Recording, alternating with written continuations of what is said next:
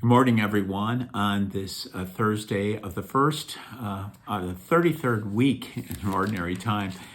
We're back in First Maccabees, and we're back there to kind of give the catalyst of what this book is all about, with the introduction to the father and his sons, who play a major role in the book of First Maccabees and also later on in Second Maccabees.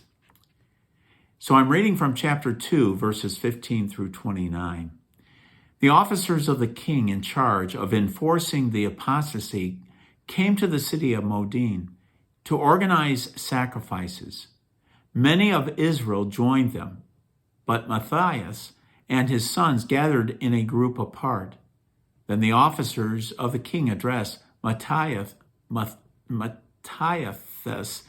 "You are a leader, an honorable and great man in this city, supported by sons and kin.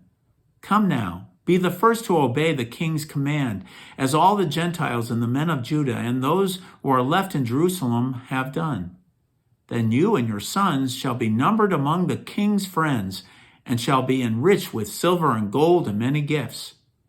But Matthias answered in a loud voice, "Although all the Gentiles in the king's realm obey him, so that each forsakes the religion of his fathers and consents to the king's orders, yet I and my sons and my kin will keep the covenant of our fathers. God forbid that we should forsake the law and the commandments. We will not obey the words of the king, nor depart from our religion in the slightest degree." As he finished saying these words, a certain Jew came forward in the sight of all to offer sacrifice on the altar in Modin according to the king's order. When Matthias saw this, he was filled with zeal. His heart was moved and his just fury was aroused. He sprang forward and killed him upon the altar. At the same time, he also killed the messenger of the king, who was forcing them to sacrifice, and he tore down the altar.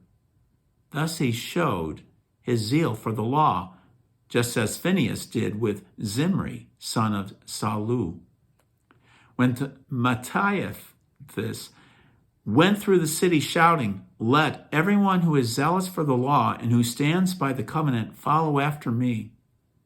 Thereupon he fled to the mountains with his sons, leaving behind in the city all their possessions. Many who sought to live according to righteousness and religious custom went out into the desert to settle there. The word of the Lord. Thanks be to God. So we get here the scope of how this book was began. And it begins with his father and his sons and their zeal to obey the law. Now, are they saying that everything they did was righteous and good? I don't think so. I think it's just simply to say that they were zealous to follow the law of God. And they followed it in ways that they did best in their way. And so we begin this book with this important family, this family that stands firm on it.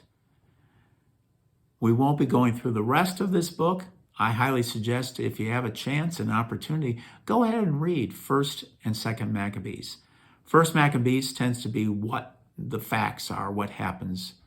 2nd Maccabees gives more the spiritual side to it, and both of them are complementary to each other in those important aspects.